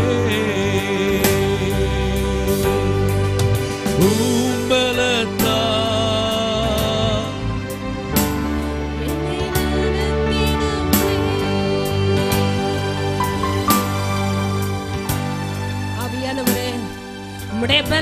காரியங்களை நடத்தும்படி உம்முடைய சமூகத்தில் என்னோடு சேர்ந்து ஜெபிக்கிற ஒவ்வொரு பிள்ளையை நான் உமக்கு முன்பாக கொண்டு வருகிறேன். பலத்தால் இடை கட்டுகிற தேவ ஆவியானவரே, இப்பொழுதே உம்முடைய ஜனங்கள் மேலே உம்முடைய பலத்தை நீர் கட்டவிழ்க்க வேண்டுமாய் நான் கேட்கிறேன். உயர்த்தப்பட்ட ஒவ்வொரு இருதயத்திற்கு நேராக இப்பொழுதே பரலோகத்தின் பலன் கட்டவிழ்க்கப்படுவதாக இயேசுவின் நாமத்திலே நான் பார்த்து பேசுகிறேன். பலவீனத்தின் ஆவிகள் இப்பொழுதே நம்முடைய சபையை விட்டு புறப்பட்டு பாதாளத்துக்கு போவதாக ராஜா. எல்லா பலவீனப்படுத்தும் ஆவிகளை பார்த்து நான் பேசுகிறேன். இயேசுவின் நாமத்திலே சத்தியத்திற்கு கீழ்ப்படிந்து இந்த ஜனத்தை விட்டு விலகு என்று உனக்கு கட்டளை. இயேசுவின் நாமத்திலே நம்முடைய ஜனத்துக்கு நேராய் பரலோகம் திறந்திருப்பதாக ராஜா. பலத்தால் இடை கட்டுகிற பரிசுத்த ஆவியானவரே, உம்மை மனதார வரவேற்கிறோம். உம்மை முழு மனதோடு வரவேற்கிறோம். உம்முடைய பிரசன்னத்தை வரவேற்கிறோம். உம்முடைய அதிகாரத்தை வரவேற்கிறோம். உம்முடைய பரிசுத்தத்தை வரவேற்கிறோம். உம்முடைய அபிஷேகத்தை வரவேற்கிறோம். பெற்றுக்கொள் தேவ ஜனமே. தேவனுடைய அபிஷேகத்தை இப்பொழுதே பரிசுத்த ஆவியானவர் கட்டவிழ்க்கிறார். இயேசுவின் நாமத்திலே பெற்றுக்கொள். பரலோகத்தின் அதிகாரத்தை இந்த காலை வேளையிலே கர்த்தருடைய ஆவியானவர் உங்களுடைய வாழ்க்கைக்குள் உள்ளான மனுஷிக்குள் வைக்கிறார். பெற்றுக்கொள். தேவ பக்தியை நடக்க மனதுள்ள தேவ பிள்ளையே, உனக்கே தேவ பலன் கொடுக்கப்படுகிறது. இயேசுவின் நாமத்தினாலே பரிசுத்த ஆவியானவரே, தொடுவீராக உம்முடைய ஜனங்களை. உம்முடைய வார்த்தையை உறுதிப்படுத்தும்படியாய் அபிஷேகம் இறங்குவதாக. பெற்றுக்கொள்ளுங்கள் தேவ பிள்ளையே. தேவ அபிஷேகம் உங்களுக்குரியது. அதிகாரம் உங்களுக்குரியது. தேவனுடைய அபிஷேகத்தை தேவனை நேசிக்கிற பிள்ளைகளுக்கு கொடுக்கிறார். ஹalleluya. பரலோகம் திறந்திருப்பதாக தேவனே. இப்பொழுதே வந்த நம்முடைய பிள்ளைகளுக்குள் ஒரு பெரிய மாற்றம், ஒரு பெரிய மாற்றம், ஒரு பெரிய விடுதலை, ஒரு பெரிய சமாதானம், ஒரு பெரிய சந்தோஷம் இயேசுவின் நாமத்தினாலே பரிசுத்த ஆவியானவரால் கொடுக்கப்படுகிறதுக்காய் நன்றி செலுத்துகிறேன். ஹalleluya. தேவ ஆவியை கரந்தட்டி வரவேற்றுக்கொள். தேவ பிள்ளையே, அவர் உனக்குரியவர் அல்லவா? அவர் உனக்குரியவர் அல்லவா? அவர் உனக்குரியவர் அல்லவா? ஓ ரபாலா ஷேபா பாபா. ஹalleluya. ஹalleluya. கட்டுப்பாட்டை கொடுக்கிறவர், கட்டுப்பாட்டை கொடுக்கிறவர், கட்டுப்பாட்டை கொடுக்கிற ஆவியானவர் வந்திருக்கிறார். ரோமனா ஷேபா பாபா பாபா. உம்மை வரவேற்கிறோம் அப்பா. உம்மை வரவேற்கிறோம் அப்பா. உம்மை மனதார வரவேற்கிறோம். நீரே பாத்திரர், நீரே பெரியவர், நீரே பரிசுத்தர், நீரே பலனானவர், பலவீனங்களை மாற்றுகிறவர், பலவீனங்களை எடுத்து போடுகிறவர். இயேசுவின் நாமத்திலே பால்கனியின் மேல் அபிஷேகம் பெற்றுக்கொள் தேவ பிள்ளையே. அக்கினி இறங்குவதாக. நுகங்களை பட்சிக்கிறவரின் அக்கினி. ஹalleluya. ஹalleluya. என்னுடைய வலது பக்கம், என்னுடைய வலது பக்கம் தேவ அபிஷேகத்தை பெற்றுக்கொள் தேவ ஜனமே. இயேசுவின் நாமத்திலே இப்பொழுதே பரிசுத்த ஆவியானவர் விசேஷித்த விதமாய் உனக்குள் ஒரு அக்கினி என்று பற்ற வைக்கிறார். எந்த சூழ்நிலையும் அதை அணைக்காது, அணைக்காது. பெற்றுக்கொள். எந்த சூழ்நிலையும் அதை அணைக்க முடியாத அக்கினி இப்பொழுதே அது பரவுகிறதை நான் பார்க்கிறேன். இயேசுவின் நாமத்தில் அது பரவுகிறது. சிறிய ஆலயத்துக்குள் நுழைகிறார் கர்த்தர். பெற்றுக்கொள் தேவ பிள்ளையை, பெற்றுக்கொள். அவர் கம்பீரமானவர் அல்லவா? உன்னையும் கம்பீரமாக வாழ பண்ணுவார். பெற்றுக்கொள். ஹalleluya. பரிசுத்த ஆவியானவரை ஊதுவீராக அக்கினியை, ஊதுவீராக அக்கினியை. அப்பா, அக்கினி விடட்டும். அக்கினி விட வேண்டிய இடங்களில் விடட்டும். இயேசுவின் நாமத்திலே பேசுகிறேன். அக்கினி விட வேண்டிய இடங்களில் விழுந்து கொண்டிருக்கிறது, விழுந்து கொண்டிருக்கிறது. இது பரலோக அக்கினி. ரோபானா ஷேகர போரபாஹஸ் லேகன மோரபா ஷேபாபா. Holy Spirit, thank you. Oh God, hallelujah. பட்சிக்கப்பட வேண்டியவர்களை பட்சிக்கிறவர் கடந்து வந்திருக்கிறார், கடந்து வந்திருக்கிறார். சபையை கட்டுகிறவர் வைராக்கியமாய் கடந்து வந்திருக்கிறார். பாதாளத்தின் வாசல்களை மேற்கொள்ள விடமாட்டார், விடமாட்டார். Hallelujah, hallelujah. Jesus. ஷமனோ குரபா லேமா மா மா மா மா மா மா. பரிசுத்த ஆவியானவரை உம்மை நாங்கள் மகிமைப்படுத்துகிறோம் ஐயா. பராக்கிரமசாலியை உம்மை மகிமைப்படுத்துகிறோம். யுத்தத்தில் ஜெயித்தவரை உம்மை மகிமைப்படுத்து. யுத்தத்தில் ஜெயித்தவர், ஜெயித்தவர் உங்களை ஜெயிக்க பண்ணுவார், ஜெயிக்க பண்ணுவார். ஹalleluya. போராடி தோற்று போன மகளே, கர்த்தர் உன்னை ஜெயிக்க பண்ணுவார். கர்த்தர் உன்னை ஜெயிக்க பண்ணுவார். பெற்றுக்கொண்ட அபிஷேகத்தை இயேசுவின் நாமத்தில் பிதாவே அபிஷேகிப்பீராக, அபிஷேகிப்பீராக. இப்பொழுது ஷமன கோரபஹா தியாந்தரவே லேமன ஷேபா பாபா பாபா. ஓ மடங்கடிக்கப்பட்ட மகள் அல்ல நீ. எழும்பி கம்பீரமாய் உன்னுடைய அலங்கார வஸ்திரங்களை உடுத்திக் கொள்ளும்படி கர்த்தர் உன்னை எழுப்புகிறார். மகளே, உன் தூசியை உதறிவிட்டு எழுந்திரு, எழுந்திரு. கர்த்தர் உன்னை எழுப்புகிறார். ரோமன ஷேம மௌனஹ ஷியாந்தே. பரிசுத்த ஆவியானவரே, தொலைக்காட்சியிலே இதை பார்த்து என்னோடு சேர்ந்து ஜெபிக்கிற ஒவ்வொருவர் வாழ்க்கையும் இயேசுவின் நாமத்தில் ஜெயிக்கிற வாழ்க்கையாய் மாற கடவுள். பலவீனமான பிள்ளைகள் வாழ்க்கையில பரலோகத்தின் பலன் கொடுக்கப்பட நான் ஜெபிக்கிறேன். உலக மாம்சம் பிசாசை எதிர்த்து ஜெயிக்கக்கூடிய ஜனமாய், குடும்பமாய், நபராய் இயேசுவின் நாமத்திலே நான் அவர்களை கட்டவிழ்க்கிறேன். இந்த நிமிஷம் சபையை நீர் கட்டுகிறீர் என்பதை உணர்ந்து சபைக்கு உண்மையாய் போதகர்களுடைய அதிகாரத்திற்கு கட்டுப்பட்டு சத்தியத்தில் வளரும்படியாய் அவர்களை நீ பலப்படுத்துவீராக. இயேசுவின் நாமத்தில் இந்த சபையை நான் ஆசீர்வதித்து உம்முடைய சத்தியத்தினால் விடுதலை செய்கிறேன். உம்முடைய ஆசீர்வாதங்களுக்கு ஒப்பு கொடுக்கிறேன். உம்முடைய நாமத்தை நீ மகிமைப்படுத்திக் கொள்ளும். இயேசுவின் நாமத்தில் பிதாவே.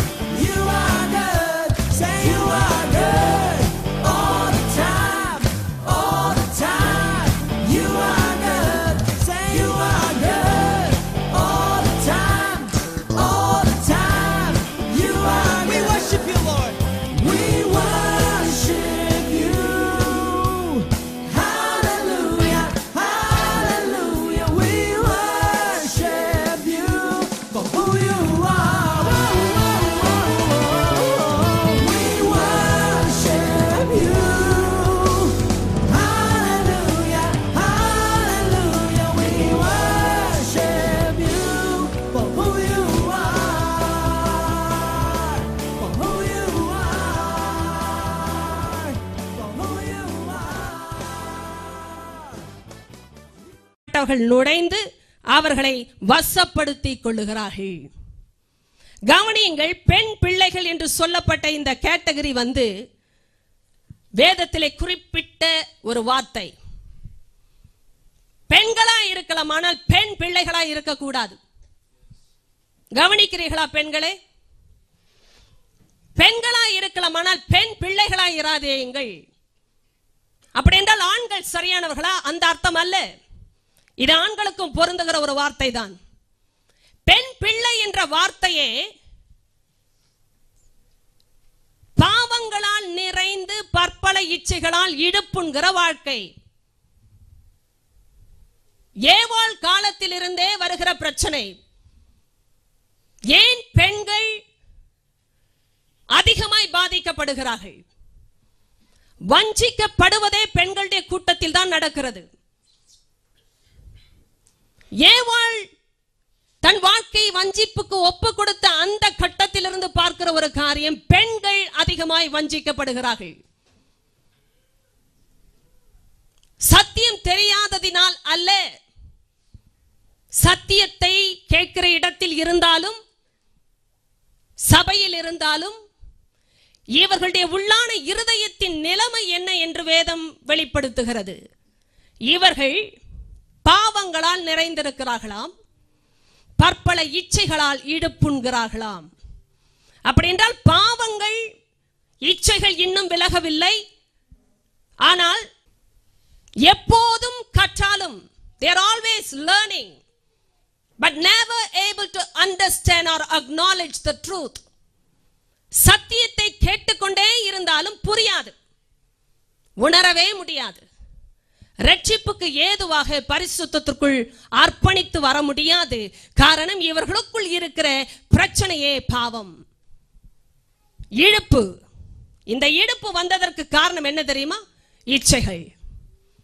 தேவ பிள்ளையை நீங்கள் எவ்வளவு சத்தியத்தை கேட்டாலும் சத்தியம் செயல்படாமல் போவதற்கு ஒரே ஒரு காரணம், அநேக காரியங்கள் இச்சைகள் உள்ளே கிரியை செய்து அசைக்கிற ஒரு நபரா உணரக்கூடிய இருதயம் அந்த நபருக்கு இல்லாமல் போகிறது.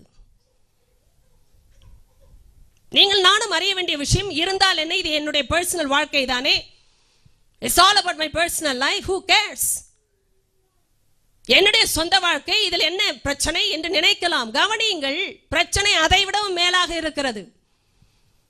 இப்படிப்பட்ட தனிப்பட்ட அனுபவங்கள் இருந்தும் அதிலிருந்து ஒரு வெற்றியை வாங்கக்கூடிய சத்தியத்தை பெற்றுக்கொள்ள அனுமதிக்காத தேவ பிள்ளைகள் என்ன ஆவார்கள்? அதாவது வேஷத்தை தரித்தவர்கள் என்ன ஆவார்கள்? வேறொரு கூட்டத்தாரோடு இணைக்கப்படுவார்கள். அதுதான் பயங்கரம். என்ன நடக்கும்? இப்படிப்பட்ட பெண் பிள்ளைகளை தேடி சிலர் வருவார்கள். எல்லாரையும் அல்ல, உங்களுக்கு புரிகிறது என்று நான் நம்புகிறேன். எல்லாரையும் தேடி எல்லாரும் போக மாட்டார்கள் ஐயா. அம்மா கவனிங்க, எல்லாரும் எல்லாரையும் தேடுவது இல்லை. யாரை யார் தேடுகிறார்கள் என்று வேதம் எச்சரிக்கிறது. இப்படி உணராமல் இருக்கிற கூட்டத்தார் சத்தியத்தை கேட்காதவர்களும் அல்ல, சத்தியத்தை கற்காதவர்களும் அல்ல. இவர்கள் கற்றுக்கொண்டே இருக்கிறார்கள், சத்தியத்தை கற்றுக்கொண்டே இருக்கிறார்கள், ஆனால் உணரக்கூடிய இருதயமே இல்லை. எத்தனை பேர் சத்தியம் திரும்ப திரும்ப திரும்ப திரும்ப வந்தாலும் உணரவே உணராத இருதயம், அப்படியே சுய வாழ்க்கையிலும் இச்சையிலும் பாவங்களிலும் அசைகிற ஒரு இருதயம். They are called weak-willed women. தெரியுமா உங்களுக்கு? So weak they are in their will. யார் வேணாலும் வந்து அசைச்சிடலாம்.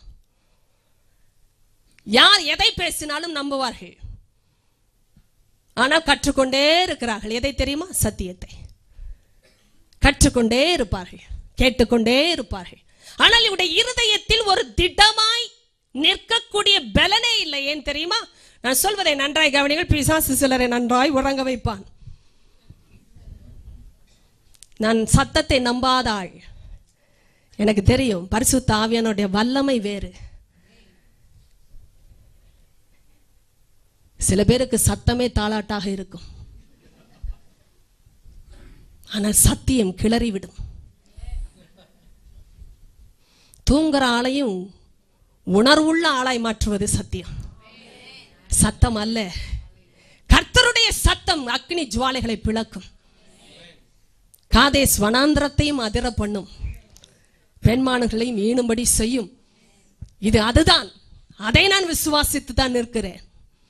நன்றாய் கவனிங்க. பெண் பிள்ளைகளாய் இராதேயுங்கள், பெண்களாய் இருங்கள். சிலர் நினைக்கிறார்கள் பெண்கள் பலவீனமான பாண்டம், அதனால்தான் அப்படியோ. ஐயா, பலவீனமான பாண்டம் என்று சொன்னது சரீரத்தை, ஆவியை அல்ல. ரட்சிப்பு ஆணுக்கும் பெண்ணுக்கும் ஒன்றென்றால் அதிகாரமும் அபிஷேகமும் ஆணுக்கும் பெண்ணுக்கும் ஒன்றுதான். அப்படி என்றால் பலனும் ஒன்றுதான். சரீர நிலைமையில் தான் வித்தியாசம். இல்லை என்றால் பெண்கள் ஏதாவது செய்திருப்பார்கள் இந்த நேரத்திலே. ஆனால் கர்த்தர் நல்லவர், இந்த வித்தியாசத்தை வைத்தார்.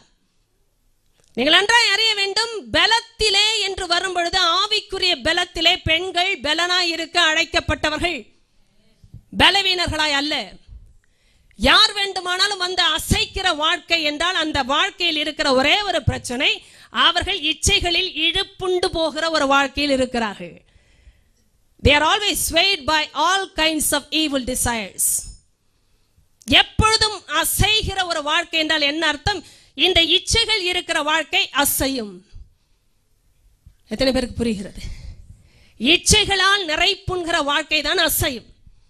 நான் நன்றாய்த்தான் இருந்தேன், அவர்கள் வந்து என்னை மாற்றி விட்டாரும், அப்படி செய்ய முடியாதுங்க. நான் நன்றாய்த்தான் புரிந்து வைத்திருந்தேன், அவர்கள் வந்து குழப்பி விட்டார்கள், யாரும் செய்ய முடியாது. கவனிக்கிறீர்களா? நான் சரியாய்த்தான் இருந்தேன், அவர்கள் வரும் வரைக்கும், அவர்கள் வந்த பிறகுதான் என் வாழ்க்கை மாறிவிட்டது. அப்படி என்றால் யார் யாருடைய கட்டுப்பாட்டிற்குள் இருக்கிறோம்? கர்த்தரே அதை செய்ய மாட்டா. ஒரு மனுஷனையும் வலுக்கட்டாயம் செய்து கட்டாயப்படுத்தி பலவந்தப்படுத்துகிற ஒரு பரிசுத்த ஆவியானவர் அல்ல. He is a gentle God. மென்மையானவர். உணர்த்துவார், புரிய வைப்பார், காட்டுவார், வழி நடத்துவார், ஒப்பு கொடுத்தால் செய்ய வைப்பார். ஒரு நாளும் பலவந்தப்படுத்தாதவர். நீங்கள் அறிய வேண்டும், மற்றவர்கள் வந்ததினாலே உங்களுடைய வாழ்க்கை மாறுபாடானது என்று சொல்லாதிருங்கள். என் சூழ்நிலை இப்படி, நான் வேலை செய்த இடம் அப்படி, என்னோடு வந்தவர் அப்படி, எல்லாவற்றுக்கும் சத்தியம் இருக்கிறது. ஆண்டவர் சொல்கிறார், இப்படிப்பட்டவர்களுடைய வீடுகளிலே கவனிங்கள், எப்படிப்பட்டவர்கள்? பெண் பிள்ளைகளுடைய வீடுகளுக்கே சிலர் போவார்கள். எல்லா பெண்களுடைய வீட்டிற்கு அல்ல, எல்லா ஆண்களுடைய வீட்டிற்கு அல்ல. சிலர் சிலரை இனம் கண்டு கொள்வார்கள். ஐயா அம்மா, சபைக்கு இது பொருந்துகிற சத்தியம். உங்களை பார்க்கிற இன்னொரு ஆளுக்கு தெரியும் எப்படிப்பட்ட கேட்டகரி என்று. நீங்க எந்த மாதிரி கிளாஸ் என்று மற்றவர்களுக்கு தெரியும், தெரிய வரும். பலவீனம் வெளிச்சம் போட்டு காட்டும், பலத்தையும் யாரும் மறைக்கவும் முடியாது. சத்தியத்தை கேட்டு கேட்டு கேட்டு கேட்டு இன்னும் உணர்வே இல்லாத வாழ்க்கை என்றால் என்ன அர்த்தம்? இச்சைகள் இன்னும் அசைத்துக் கொண்டிருக்கிறது. இப்படிப்பட்ட ஆளுகளுடைய வீட்டிற்கு தான் சிலர் நுழைகிறார்கள், எல்லாருடைய வீடுகளுக்கும் அல்ல. எப்படிப்பட்ட ஆட்கள் இவர்களை இனம் கண்டு கொண்டார்கள் தெரியுமா? அந்த கூட்டத்தாரை கவனியுங்கள். இப்படிப்பட்டவர்கள் நுழைந்து, எப்படிப்பட்டவர்கள் நுழைந்தார்கள் தெரியுமா? வசனம் 1 - 5 வரை வாசித்தோமே. இந்த கூட்டத்தார் இந்த பெண் பிள்ளைகளுடைய வீடுகளுக்குள் நுழைகிறார்களாம். நுழைந்து அவர்களை வசப்படுத்திக் கொள்ளுகிறார்கள். வசம் என்றால் என்ன அர்த்தம் தெரியுமா? கட்டுப்படுத்துவது. They take complete control of such people who are weak-willed in their lives. யார் யாரை கட்டுப்படுத்த முடியும் தெரியுமா? தன்னுடைய வாழ்க்கையிலேயே பலன் இல்லாமல் இச்சைகளால் அசைகிற வாழ்க்கை உடையவர்களை யாரும் கட்டுப்படுத்த முடியும். எத்தனை பேருக்கு சத்தியம் விளங்குகிறது? ஓ, என்னை மீறி நடந்து விட்டது. ஏனென்றால் உங்களை மீறி நடக்க நீங்கள் அனுமதித்தீர்கள். எனக்கு தெரியாமல் நடந்து விட்டது. அது எப்படி நடக்கும்? தெரிந்தேதான் நடக்கிறது விஷயங்கள். தெரியாமல் நடந்து விட்டது என்றால் ஒரே ஒரு விஷயம்தான், நீங்களே உங்களை அறியாமல் இருக்கிறீர்கள். அதனால் தான் அது நடக்கிறது. கவனிங்கள், கட்டுப்பாட்டை இழக்கிற ஒரு வாழ்க்கை பலத்தை இழந்த வாழ்க்கை. பலன் இல்லாத வாழ்க்கை தான் கட்டுப்பாட்டை இழக்கிறது.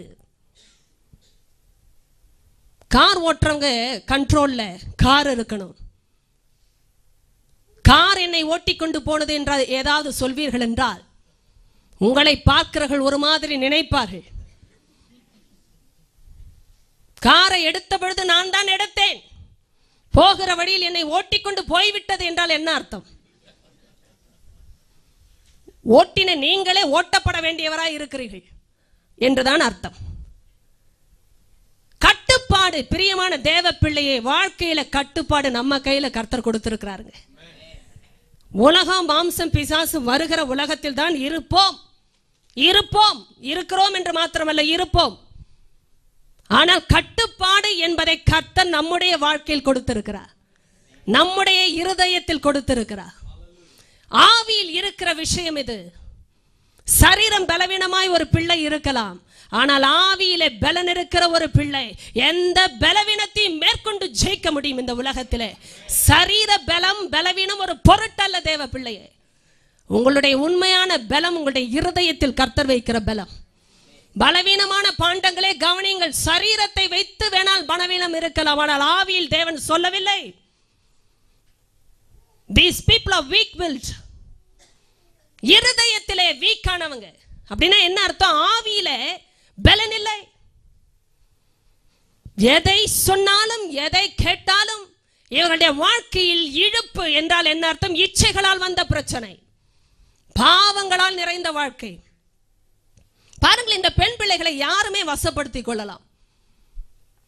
அதுவும் இந்த மாதிரி பெண் பிள்ளைகளுக்கு என்றே அந்த மாதிரி கூட்டத்தார் இருக்கிறார்கள். இந்த காம்பினேஷனை கவனித்தீர்களா? ஓ, நான் என் வாழ்க்கை உண்டு, நான் ஒன்று வாழ்ந்து கொண்டிருக்கிறேன் என்று நினையாதிருங்கள். உங்களுக்கென்று ஒரு கூட்டத்தை பிசாசு தயாராக வைத்திருக்கிறார்.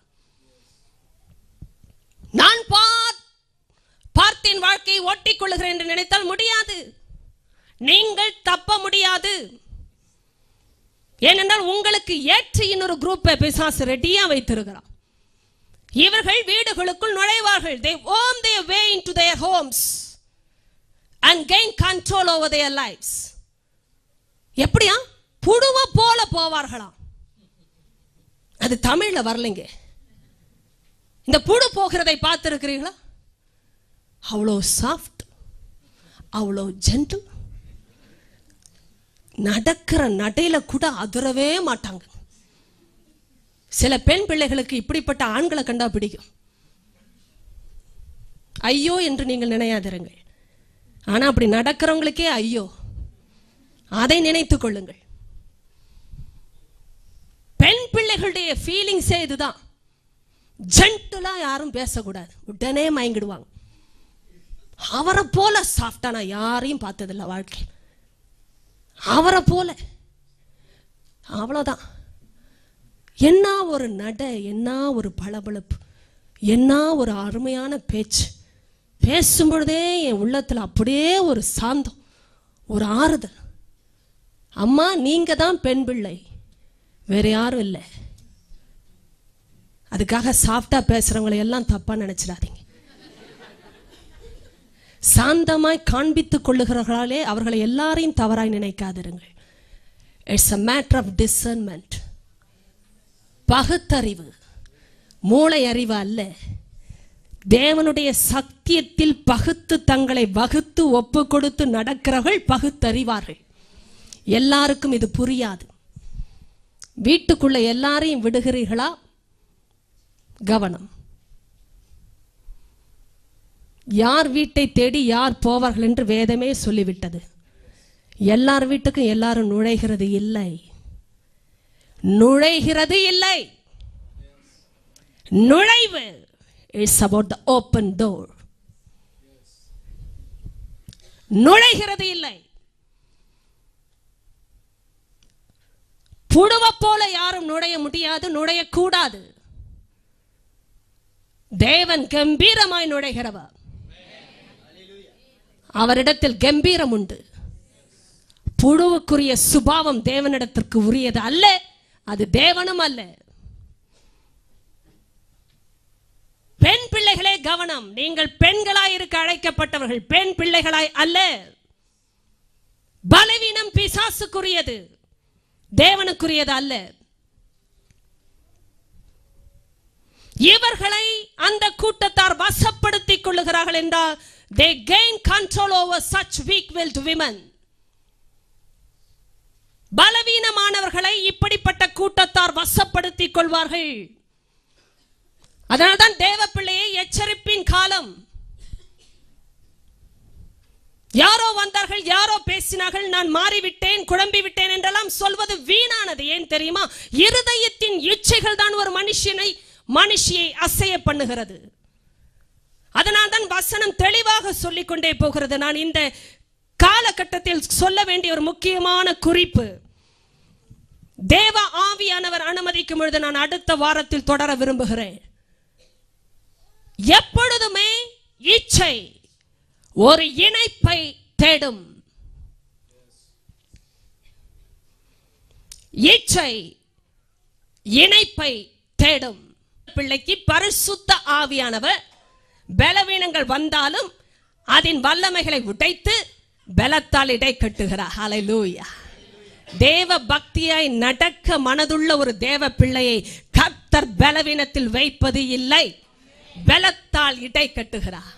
நாம் சோர்ந்து போவது உண்மை, நாம் தளர்ந்து போவது உண்மை, நாம் கால் தடுமாறுவது நிச்சயம், நாம் வழி விலகி போனதும் உண்மை. ஆனால் தேவ பக்தியாய் வாழ வேண்டும் என்ற மனது இருந்தால் அந்த பிள்ளையை தேவன் பலத்தால் இடைக்கட்டி ஸ்திரப்படுத்துகிறார் காலடிகளை. அப்படிப்பட்ட நாட்களில் இருந்து கொண்டிருக்கிற நமக்கு தேவ எச்சரிப்பு விசேஷமாக கொடுக்கப்படுகிறது. என்ன என்றால், இப்படிப்பட்ட மக்களை விட்டு நீ விலகு. தேவ பிள்ளையே, தேவ பக்தி உங்களுக்கு உரியது என்றால், தேவ பக்தியின்படி நடக்க மனது உங்களுக்கு இருக்கிறது என்றால், எப்படியும் நடந்தால் அந்த பக்தி காப்பாற்றப்படுவது இல்லை. தேவ பக்திக்கு ஒரு பலன் உண்டு. ஆனால் இந்த பலனை மறுதலிக்கிற மக்கள் மத்தியில் நீங்கள் ஐக்கியம் வைப்பீர்கள் என்றால் உங்களுக்குரிய பலன் திருடப்படும், உங்களுக்குரிய அதிகாரம் திருடப்படும், உங்களுக்குரிய ஸ்தானம் திருடப்படும், உங்களுக்கு கொடுக்கப்பட்ட வெளிச்சம் திருடப்படும். காரணம், நீங்கள் பலனை மறுதலிக்கிறவர்கள் மத்தியில் ஐக்கியம் வைத்திருக்கிறீர்கள். அவர்கள் வேஷத்தாரிகள் மாத்திரமே, வசனத்தின்படி ஆனால் நடக்க ஒப்பு கொடாதவர்கள். இதைத்தான் நாம் பார்க்கும் பொழுது எப்படிப்பட்ட ஐக்கியத்திற்குள் ஒரு தேவ பிள்ளை தன்னை காத்துக் கொள்ள வேண்டும் என்பதை வேதம் திரும்பவுமாய் பேசி இருக்கிறது.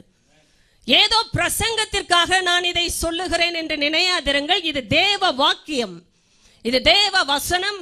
இது பிரசங்கிக்கப்படுகிற இடத்திலே தேவ ஆவியானவர் கிரியை செய்கிறார். அவர் கிரியை செய்யும் பொழுது விடுதலை உண்டாகிற இடத்தில் நாம் இருக்கிறோம். உங்களுக்கும் எனக்கும் எந்த இடத்தில் வாசல்கள் திறந்திருக்கிறது, எதை அடைக்க வேண்டும் என்பதை தேவ ஆவியானவர் எச்சரிக்கிறார். வாசல்கள் திறந்திருக்கிறது என்றால் ஒரே ஒரு அர்த்தம், பக்க வாசல்கள். இயேசு மெய்யான வாசல். அவரில் உட்பிரவேசிக்கிறவன் உள்ளும் புறமும் மேய்ச்சலை கண்டடைவான். உள்ளும் புறமும் அவருக்குள் மேய்ச்சல் உண்டு. நிறைவான பரிபூர்ணமான மேய்ச்சல் என்ற அர்த்தம். இயேசுவுக்குள் பிரவேசிக்கிறவர்கள். இயேசு என்றுமே மேய்ச்சலை வெறும் பேச்சாக கொடுக்கிறவர் அல்ல, வார்த்தையினால் கொடுக்கிறவர். அது வெறும் பேச்சல்ல, அது அவருடைய ஜீவ வார்த்தை. இந்த வார்த்தையில் தான் மேய்ச்சல் ஒரு விசுவாசிக்கு உண்டாகிறது. தேவ பிள்ளையை அறிந்து கேளுங்கள். நாம் யாரிடத்தில் ஐக்கியம் வைக்க வேண்டும் என்பதை வேதம் சொல்லி இருக்கும் பொழுது ஏன் சிலர் அதை மறுதலிக்கிறார்கள்? தெரிந்தும் மறுதலிக்கிறார்கள். மறுதலிப்பு என்பது அறியாமையில் வருவது அல்ல, அறிந்தே செய்வது. நிறைய நேரம் நாம் வசனத்தை படிக்கும் பொழுது ஏதோ பாவமாய் பரிதாபமாய் பேதையராய் நடக்கிற காரியம் என்று நினைக்கிறோம். அல்ல, தேவ பக்தியின் வேஷம் என்று தெரிந்தும் அதை தரித்துக் கொள்வதற்கு காரணம் அதன் பலனை மறுதலிக்கிற உள்ளான இருதயம். தேவ பக்தி பலனுக்குரியது. பிரியமானவர்களே, நான் தேவ பக்தியான மனுஷன் என்றால் என்ன அர்த்தம் தெரியுமா? நான் பலத்துக்குரிய ஆள், பலவீனத்துக்குரிய ஆள் அல்ல. ஹல்லேலூயா. நான் பலத்துக்குரிய மனுஷன், நான் பலத்துக்குரிய மகள், பலவீனமானவர்கள் அல்ல. அதனால் தான் பலவீனனும் தன்னை பலவான் என்று சொல்லிக் கொள்வானாக. இது நடிப்பு அல்ல, வேஷம் அல்ல, இதுதான் சத்தியம். பலவீனங்கள் வரலாம், ஏனென்றால் துன்பப்படுத்துகிறவன் இருக்கிறான். ஆனால் தேவ பக்தியை நடக்க மனதுடைய ஒரு பிள்ளைக்கு தேவனே பலனாய் மாறுகிறார். ஹல்லேலூயா. தேவனே பலனாய் மாறுகிறார். நீங்கள் அறிய வேண்டும், ஏன் இந்த கூட்டத்தார் மறுதலிக்கிறார்கள்? அப்படி என்றால் என்ன அர்த்தம்? தெரிந்தே வேண்டாம் என்று சொல்வது. தெரிந்தே வேண்டாம் என்று சொல்வது. இதற்கு உலகத்தில் ஒரு ஆளாய் இருந்து விட்டால் பரவாயில்லை. இயேசுவை அறியாத நிலைமையில் இருந்து விட்டால் பரவாயில்லை. இல்லை என்றால் இயேசுவின் வழியில் நடக்க எனக்கு மனதில்லை என்று காண்பித்து விட்டால் பரவாயில்லை. ஆனால் இந்த கூட்டத்தார் வேஷமிட்டு திரிகிறார்கள். தேவ பக்தியின் வேஷம். கர்த்தர் இதை எதிர்க்கிறார், வெளிப்படுத்துகிறார், எச்சரிக்கிறார். ஆண்டவர் சொல்லி இருக்கிற ஒரு விஷயம், ஏன் இந்த கூட்டத்தார் மறுதலிக்கிறார்கள்? பலனை யார் மறுதலிக்க முடியும்? ஆனால் இவருடைய பிரச்சனையே தேவ பக்தியில் நடக்க மனதில்லை. அவருடைய மனதிலே தேவ பக்திக்கு ஏதுவான விருப்பங்கள் இல்லை. தேவ பக்தியில் நடக்க மனது. நன்றாய் கவனிங்கள், அந்த வார்த்தையில் தான் தேவ பக்தியில் நடக்க மனது. தேவ பக்தியாய் நடக்க மனது. 12வது வசனத்தில் சொல்லப்பட்ட அந்த வார்த்தை, இந்த மனதில் இருக்கிறவர்களுக்கு தேவன் பலனாய் மாறுகிறார். ஆனால் தேவ பக்தியை நடக்க மனதில்லை என்றால் என்ன அர்த்தம் தெரியுமா? என்னை கவனித்து கேளுங்கள். ஒன்று ஆண்டவர் இல்லை என்றால் பிசாசு, ஒன்று தேவராஜ்யம் இல்லை என்றால் உலக ராஜ்யம், ஒன்று தேவனுடைய வார்த்தை இல்லை என்றால் பிசாசின் வார்த்தையாகிய உலகத்தின் வார்த்தை. ஒன்று வெளிச்சம், இன்னொன்று அந்தகாரம். தேவனுடைய ஆவியானவர் பரிசுத்த ஆவியானவர், உலகத்தில் செயல்படுகிற ஆவி பிசாசின் ஆவி. இதற்கு இரண்டுக்கும் இடையில் ஒரு தேவ பிள்ளை வாழ முடியாது. கர்த்தரிடத்திலும் நான் நெருங்காமல் உலகத்திலும் போகாமல் நான் இடைப்பட்ட விதத்தில் நான் ஏதோ ஒரு சாதாரணமான வாழ்க்கை வாழ்ந்தால் போதும் என்று நீங்கள் நினைத்தாலும் இந்த நியமம் வித்தியாசமானது என்பதை நீங்கள் அறிய வேண்டும். கர்த்தரிடத்தில் நெருங்கி வருகிற ஒரு பிள்ளைக்கு துன்பம் வந்தாலும் துயரம் வந்தாலும் பிரச்சனைகள் பாடுகள் வந்தாலும் பக்கபலமாய் பரலோகமே இருக்கும். தேவாதி தேவனை துணை நிற்பார். ஆனால் தேவனை விட்டு விலக மனதாய் வேஷத்தை தரித்து பலனை மறுதலிக்கிற கூட்டத்தாருக்கு நன்றாய் கவனியுங்கள், கர்த்தர் துணையாய் இருக்க முடியாது. கர்த்தர் பலனாய் மாற முடியாது. அதனால் தான் அவர்கள் பலனை மறுதலிக்கிறார்கள். காரணம், கர்த்தர் இல்லை என்றால் பலன் இல்லை. ஆனால் ஆண்டவர் இருக்க வேண்டும் என்றால் அவர் சொல்லுகிற வழியில் தான் அது நடக்கும். அவர் சொல்லி இருக்கிற சத்தியத்தை நாம் தியானித்து அதன்படி வாழ்ந்தால் மட்டுமே நடக்கும். வெறுமையாய் யோசித்துக் கொண்டு நம்முடைய வழியில் வாழும் பொழுது அது நடப்பது இல்லை. நீங்கள் ஆராய்ந்து பார்க்க வேண்டிய வசனம், ஏன் தேவ பக்தியின் வேஷம் வந்ததானால் பலன் மறுதலிக்கப்பட்டது என்றால் இது ஒரு இருதயத்தின் நிலைமை. 6-7 வசனங்களை பாருங்கள். பாவங்களால் நிறைந்து பற்பல இச்சைகளால் ஈடுபுண்டு எப்போதும் கற்றாலும் ஒருபோதும் சத்தியத்தை அறிந்து உணராதவர்களாயிருக்கிற பெண் பிள்ளைகளுடைய வீடுகளில் இப்படிப்பட்ட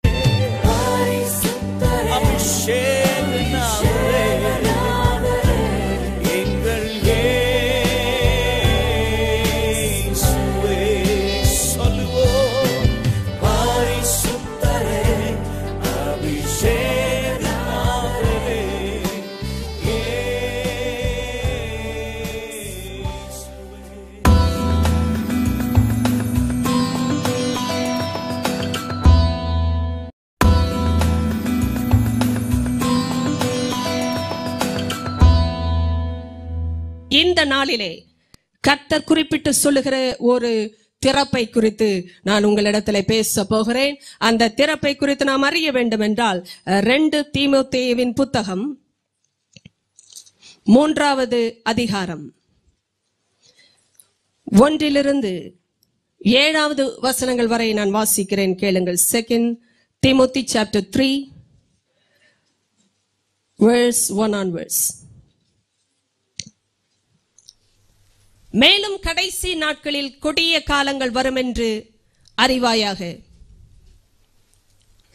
எப்படியெனில் மனுஷர்கள் தற்பிரியராயும் பணப்பிரியராயும் வீம்புக்காரராயும் அகந்தை உள்ளவர்களாயும் தூஷிக்கிறவர்களாயும் தாய் தகப்பன்மாருக்கு கீழ்ப்படியாதவர்களாயும் நன்றி அறியாதவர்களாயும் பரிசுத்தம் இல்லாதவர்களாயும் சுபாவ அன்பில்லாதவர்களாயும் இணங்காதவர்களாயும் அவதூறு செய்கிறவர்களாயும் இச்சையடக்கம் இல்லாதவர்களாயும் கொடுமை உள்ளவர்களாயும் நல்லோரை பகைக்கிறவர்களாயும் துரோகிகளாயும் துணிகரம் உள்ளவர்களாயும் இருமாப்பு உள்ளவர்களாயும் தேவ பிரியராய் இராமல் சுகபோக பிரியராயும் தேவ பக்தியின் வேஷத்தை தரித்து அதன் பலனை மறுதலிக்கிறவர்களாயும் இருப்பார்கள். இப்படிப்பட்டவர்களை நீ விட்டு விலகு. பாவங்களால் நிறைந்து பற்பல இச்சைகளால் ஈடுபுண்டு எப்போதும் கற்றாலும் ஒருபோதும் சத்தியத்தை அறிந்து உணராதவர்களாயிருக்கிற பெண் பிள்ளைகளுடைய வீடுகளில் இப்படிப்பட்டவர்கள் நுழைந்து அவர்களை வசப்படுத்தி கொள்ளுகிறார்கள். கடைசி காலங்களில் பட்டிருக்கிற இந்த சம்பவங்களை குறித்து வேதம் எச்சரித்திருந்தாலும் பவுல் தீமோத்தேயுவுக்கு எழுதின அந்த காலகட்டங்கள் கிறிஸ்துவின் வருகைக்கு இந்த காலகட்டத்தில் நெருங்கி இருக்கிற காலகட்டங்கள் அல்ல. தீமோத்தேயுவுக்கு பவுல் சொல்லின அந்த காலகட்டம் இன்று நாம் இருக்கிற காலகட்டத்தை பார்க்கிலும் மேலான ஒரு காலகட்டம் தான். ஏனென்றால் இப்பொழுது நாம் கிறிஸ்துவின் வருகைக்கு மிக நெருங்கிய கடைசி காலங்களில் உண்மையாகவே வாழ்ந்து வருகிறோம். ஆனால் தீமோத்தேயுவுக்கு பவுல் எச்சரிப்பாய் எழுதின பொழுது இந்த கடைசி காலங்களில் இருக்கிற சில ஜனத்தை குறித்து தெளிவாய் வெளிப்படுத்தி எச்சரித்து சொன்ன விஷயம், இப்படிப்பட்டவர்களை விட்டு நீ விலகு. அப்படி என்றால் தீமோத்தேயுவுக்கு அந்த காலத்திலேயே அப்படிப்பட்ட ஜனங்கள் இந்த கடைசி காலங்களில் இருக்கிறது போல இருப்பார்கள், அவர்களை விட்டு நீ விலக வேண்டும் என்று எச்சரிக்கிறார். பரிசுத்த ஆவியானவர் தேவ ஜனங்களுக்கு சொல்லுகிற எச்சரிப்பு வெளிப்படுகிற இடம் சபை. சபையில் தான் தேவ எச்சரிப்பு கொடுக்கப்படும். ஏன் சபைக்கு கொடுக்கப்பட வேண்டும் என்றால் அவர்கள் தான் தேவனால் பிரித்தெடுக்கப்பட்ட கூட்டம். தேவனுடைய பரிசுத்தவான்கள் பயிற்றுவிக்கப்படும்படியாக கர்த்தர் ஏற்படுத்தின கூட்டம். இவர்களுக்கு தான் போதகர்களை கொண்டு தேவ ஆவியானவர் சத்தியங்களை கொடுக்கிறார். ஏனென்றால் இவர்கள் பயிற்றுவிக்கப்பட வேண்டும். They should be trained for righteousness.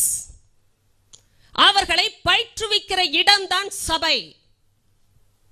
பரிசுத்தவான்களே, நீங்கள் வருகிற இடத்திலே ஒரு பயிற்சி இருக்கிறது. இந்த பயிற்சி கூடத்தில் தான் நாம் இருக்கிறோம். நீங்களும் நானும் வந்து ஆராதிக்கிறவர் நம்மோடு இடைப்பட்டு பேசி சில காரியங்களை எச்சரிப்பாகவும் சில காரியங்களை ஆறுதலாகவும் சில காரியங்களை பிடுங்கவும் சில காரியங்களை கட்டவுமாக வெளிப்படுவதற்கு காரணம் நாம் பயிற்சியில் இருக்கிறோம். இதை புரிந்து கொண்டவர்கள் தேறுவதற்கு முயற்சிப்பார்கள். பயிற்சி என்றுமே தேறுவதற்காகவே கொடுக்கப்படுகிறது. தேறினவர்கள் தான் தேவனால் பயன்படுத்தப்படுகிறார்கள். ஏதோ வந்து செல்லுகிற இடம் அல்ல, இது வந்து உருவாக்கப்படுகிற இடம். இது ஒரு உருவாக்குதலின் ஸ்தலம். கடைசி காலங்களில் கொடுக்கப்படுகிற இந்த எச்சரிப்புக்கு தீமோத்தேயு அன்று இருந்திருக்கவில்லை. ஏனென்றால் அது கடைசி காலமாக அவருக்கு இல்லை. ஆனால் இப்படிப்பட்டவர்களை நீ விட்டு விலகு என்று சொன்னதற்கு காரணம், இப்படிப்பட்ட நிலைமையில் அன்றும் இருந்த ஜனங்களை விட்டு நீ விலக வேண்டும் என்பதே தீமோத்தேயுவுக்கு வந்த எச்சரிப்பு. தேவ ஜனமே, இதில் கொடுக்கப்பட்ட ஒவ்வொரு குறிப்பையும் நீங்கள் தயவாக வீட்டிலே சென்று தியானிக்க வேண்டும் என்று கேட்கிறேன். ஏனென்றால் இந்த சுபாவங்கள் அந்த நாட்களில் இருந்தே ஜனங்களுக்குள் இருக்கிறது, இருந்தது, இனியும் இருக்கும். இதில் 5வது வசனம் தான் நமக்கு தெரிந்து கொள்ளப்பட வேண்டிய ஒரு வசனம். தேவ பக்தியின் வேஷத்தை தரித்து அதன் பலனை மறுதலிக்கிறவர்களாகவும் இருப்பார்கள். நம்ம அறிய வேண்டிய ஒரு விஷயம் இந்த வாக்கியத்தில் இருந்து, இதெல்லாம் உலகத்தின் சுபாவங்கள் என்றால் உலகத்தை விட்டே நாம் எடுக்கப்பட்டு போக வேண்டியதாய் இருக்கும். கவனியுங்கள், இவைகள் எல்லாம் உலகத்தின் சுபாவங்கள் என்று மாத்திரம் நாம் எடுப்போம் என்றால் உலகத்தை விட்டே போக வேண்டியதாய் இருக்கும். ஆனால் ஆண்டவர் தெளிவாய் சொல்லியிருக்கிறார், இந்த சுபாவங்கள் வெறும் உலகத்தின் மக்களுக்கு மாத்திரம் இருந்தால் அது ஒரு கட்டம், அது ஒரு பக்கம். ஆனால் இந்த சுபாவங்கள் இன்னொரு கூட்டத்தினருக்கு உரியதாய் இருக்கிறது. அது எப்படிப்பட்ட கூட்டம் என்றால் தேவ பக்தியின் வேஷத்தை தரிக்கிற கூட்டம். ஆனால் அதன் பலனை மறுதலிப்பார்கள். பிரியமான தேவ பிள்ளையே, தேவ பக்திக்கு இருக்கிற இன்னொரு அடையாளம் பலன். வாயை திறந்து எல்லாரும் சொல்லுவோமா? பலன். தேவ பக்திக்கு இருக்கிற ஒரு அடையாளம் பலன். பலவீனமாய் இருக்கிறோம் என்றால் அநேக முறை பிசாசு தேவ பக்திக்கு விரோதமாய் போராடி தேவ பக்திக்காக வாழ்ந்து நடந்து தேவனை பிரியப்படுத்த வேண்டும் என்று நினைக்கிற ஜனங்களை துன்பப்படுத்துகிறான். அது உண்மைதான். தேவ பக்தியாய் நடக்க மனதுள்ளவர்கள் துன்பப்படுத்தப்படுவார்கள். இதே அதிகாரத்தில் வந்திருக்கிற ஒரு வார்த்தை, 12வது வசனம். தேவ பக்தியை நடக்க மனதுள்ளவர்கள் துன்பப்படுத்தப்படுவார்கள். இதனால் பலவீனங்கள் வருகிறது உண்மை. ஆனால் தேவ பக்தியின் அடையாளம் பலன். காரணம், அது வேண்டும். அதற்காகவே வாஞ்சித்து நடக்கிற ஒரு தேவ. It's a teamwork.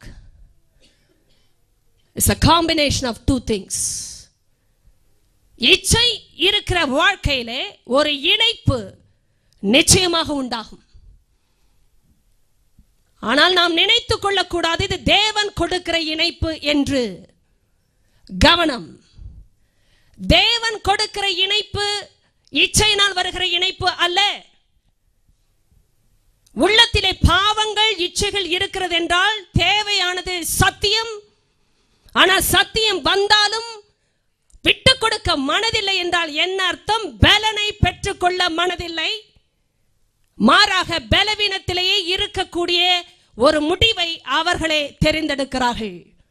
இப்படிப்பட்டவர்களுக்கு இணைப்பு உலகத்திலிருந்தே பிசாசு உண்டாக்குகிறான்.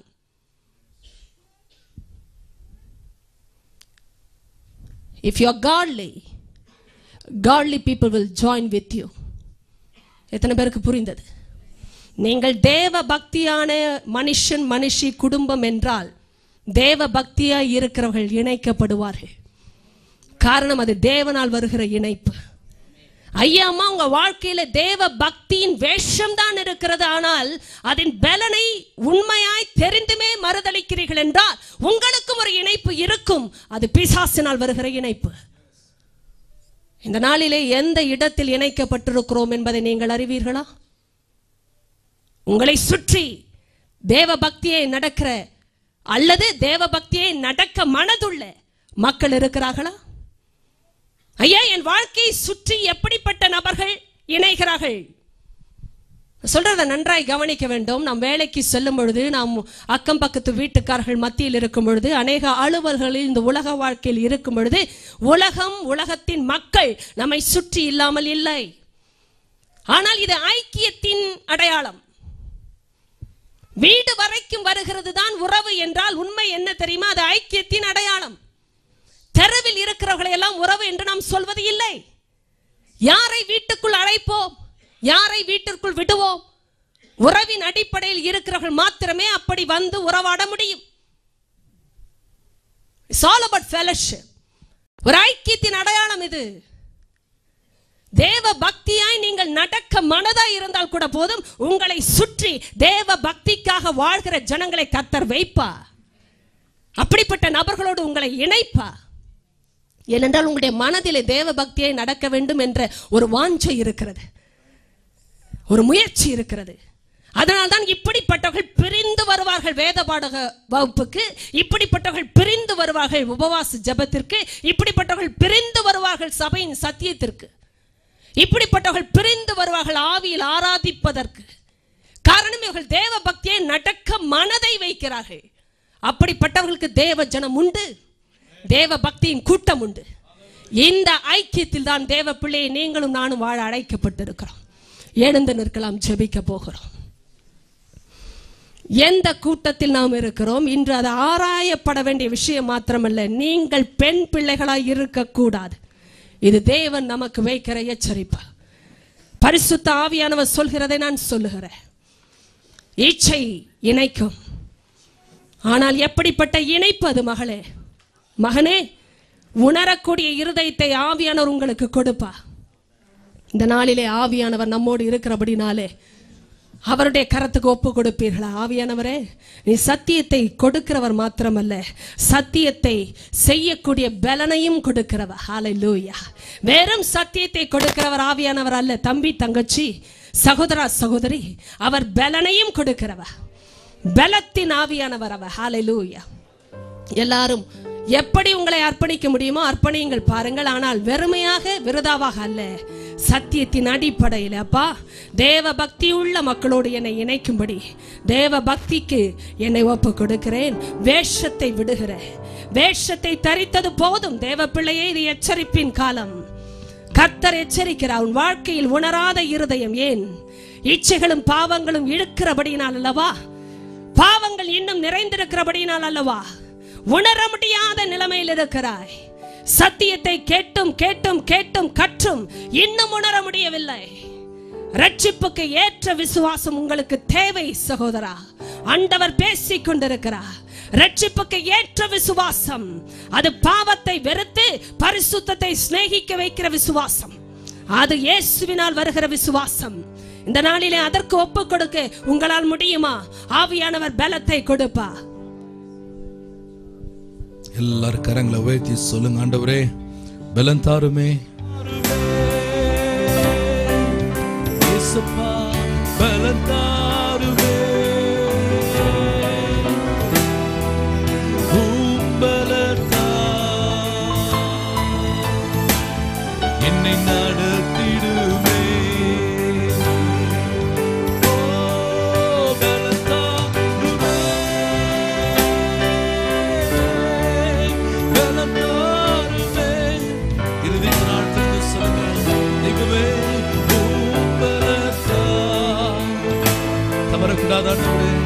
என்னை நடத்திடுமே. போராட்டங்கள் சூழ்ந்ததாலே சோர்ந்து போய் நிற்கின்றேனே. சோராமல் ஓட திடமனம் அளித்திடுமே. பலன் தாருமே, பலன் தாருமே, பலத்தா என்னை நடத்திடுமே. கரங்களை வைத்து எல்லாரும் பலன் தாருமே, தெய்வமே பலன் தாருமே.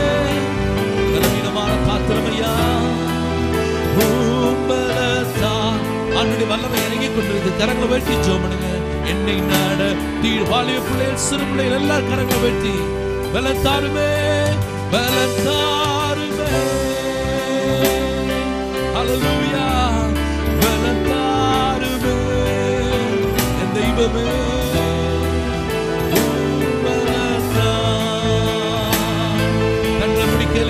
என்னை நடத்திடுவே. மீண்டும் ஒரு முறை பலத்தாருமே.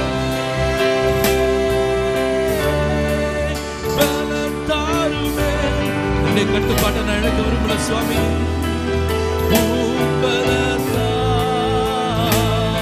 ஹல்லேலூயா, என்னை நடத்திடுவே.